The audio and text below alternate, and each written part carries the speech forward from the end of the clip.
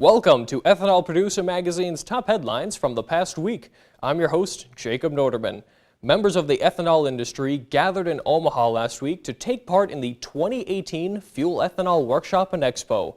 Growth Energy CEO Emily Score delivered the keynote address at the event, stressing that while the battles the industry is facing are tough, they are battles that can be won. The general session of the FEW also featured a panel discussing renewable fuels policy that included Brian Jennings, CEO of the American Coalition for Ethanol, Jeff Cooper, Executive Vice President of the Renewable Fuels Association, and John Feuer, Vice President of Government Affairs for Growth Energy.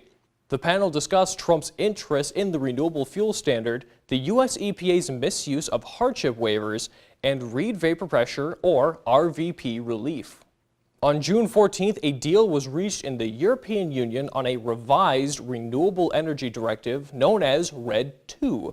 The provisional deal will require renewables to account for at least 32% of the EU's energy consumption by 2030. For biofuels, the deal requires renewables to account for 14% of transportation fuel by 2030. Crop-based fuels are capped at 7%, while advanced biofuels and biogas must account for 1% of transportation fuel by 2025 and 3.5% by 2030. The agreement also includes sustainability criteria for solid biomass.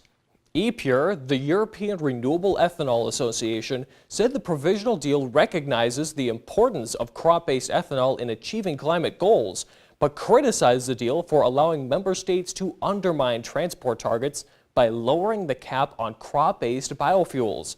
However, EPUR Secretary General Emmanuel Desplechin also said the deal is a major improvement when compared to the initial proposal from the Commission. In the U.S., the Senate Ag Committee approved its version of the 2018 Farm Bill on June 13th with bipartisan support. The legislation includes an amendment offered by Minnesota Senator Amy Klobuchar that restores mandatory funding to Farm Bill energy title programs. During a committee meeting, Ranking Member Debbie Stabenow called Klobuchar's amendment a jobs amendment, noting that energy title programs have leveraged more than $5 billion in private investments since 2009. The committee meeting also included a discussion of the renewable fuel standard and the U.S. EPA's misuse of small refinery hardship waivers.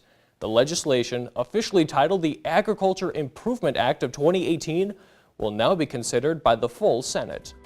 Thanks for tuning in. We'll be back next week with more of the ethanol industry's top stories.